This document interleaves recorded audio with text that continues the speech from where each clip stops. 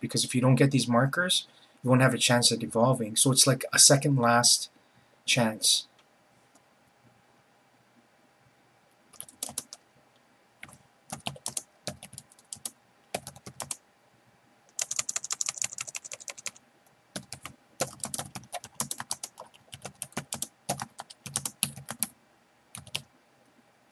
But your spirit waits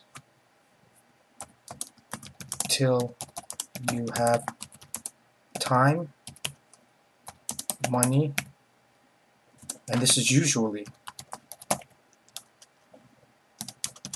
and experience before starting this last chance process.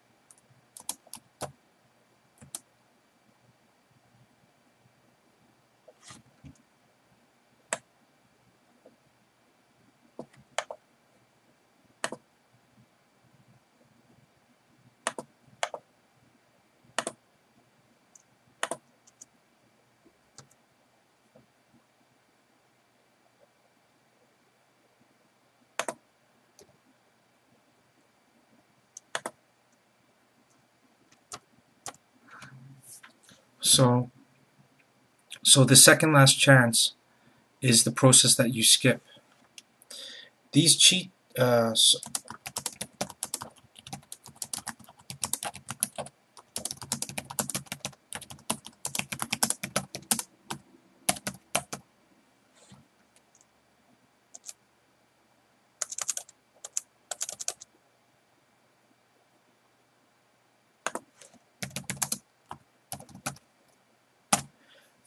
codes, so the second last chance is the process that you skip. These cheat codes allow you more preparation for surprise tests, and extra energy provides more spiritual money for you to make mistakes during tests, allowing a much higher success rate. Therefore, the secret unlocked in your body. Therefore, the secret unlocking. Therefore, unlocking the secret truth to why your body is your temple. If not educated, then the individual has not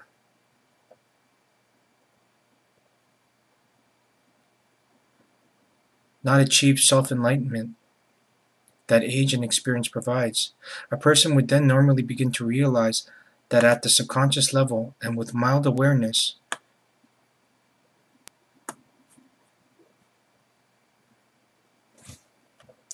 begin to understand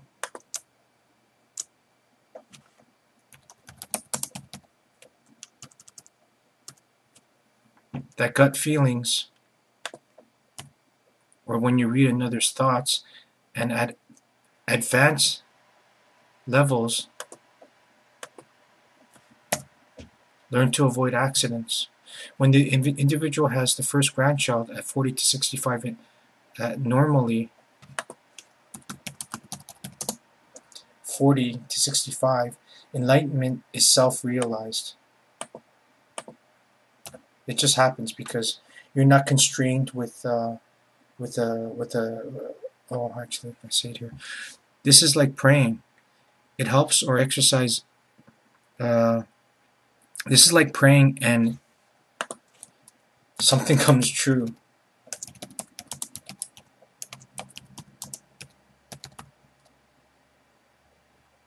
So, but let me explain. It helps, or exercising helps, and the act produces immediate positive responses. But normally, when a person sees their grandchild, and that's what the explanation is. So, I mean, it's like, it's like, well, you work out and you feel good. Same idea. But normally, when a person, it's off topic a little, but normally when a person sees their grandchild, there is a connection to them through genetics. This connection, a secret, is a spiritual revelation. As such, since those that do not know what connections represent. But the key factor is that when a person is connected to a process or birth, and therefore not responsible for the child, in this way they can experience a spiritual occurrence without the pressures of sexual selection or natural selection, where the child must have an upgrade to current parents and also have financial stability for the child. And these are the markers. These are not the markers, but this, in a nutshell, is sexual selection pressures that force your genetics to feel pressure that is also felt from sexual survival energy.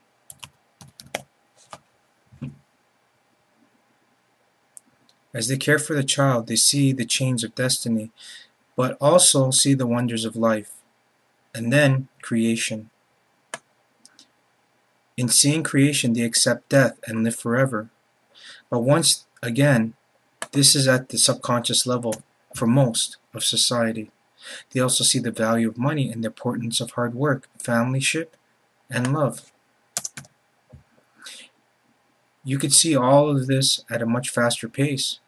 That is by literally abstaining from child making, therefore not being controlled and enforced by sexual pressures and the financial grid, that is corruption. That is amplified by negative energy that is abundant because we are in a negative region of the galaxy.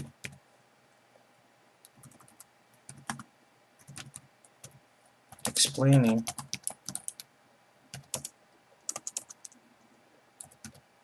what the Kali Yuga does at the biological level by applying these sexual pressures in energy. Applying, or I guess applying.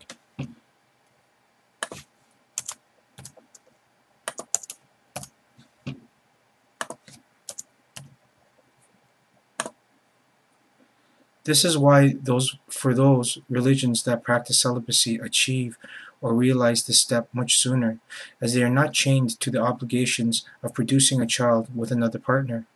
They function primarily as observers, and the driving force of sexual selection are greatly reduced. And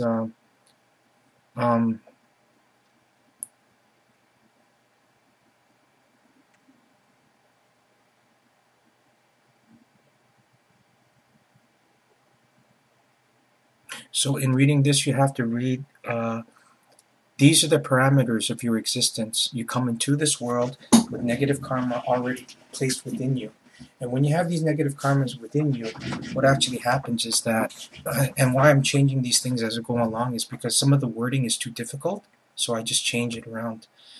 And basically, I want to format it for presentation so that most people can understand, especially the younger generation, especially the ones that are not educated.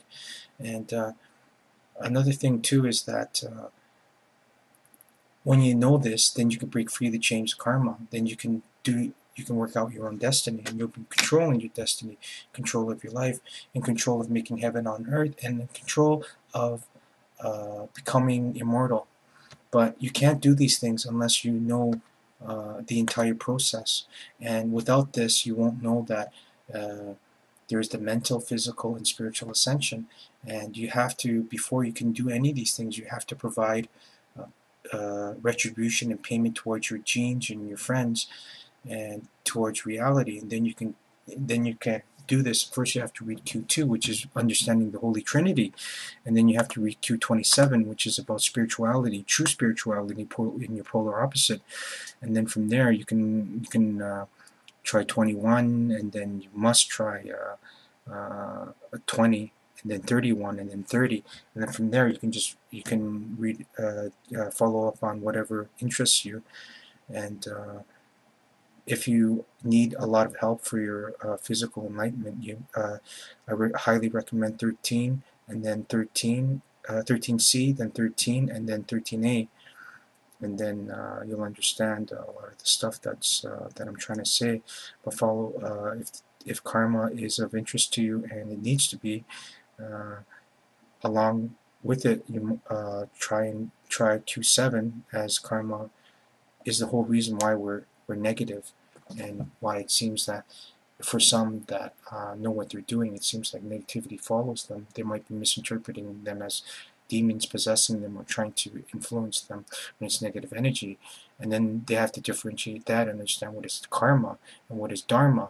And without these understandings, you won't progress much higher into the second enlightenment, because by default, spiritually, you've been given the first enlightenment, and it's because we've been waiting for so long. It's to appease all the craziness and to offset all of the anger and tension of repressing spirituality, when in fact the part of giving all of this is so that we can be prepared for the coming shift and help evolve the human race to become prominent in a vibrational state where we can contain the spiritual essence, and in doing so will not explode from overload, from mental and spiritual overload of containing a highly evolved spiritual body, which uses 8 independent processors together in unison, all at one time. And we have a quantum built mechanical brain, which is mathematical in origin, organic in nature, and computational extreme.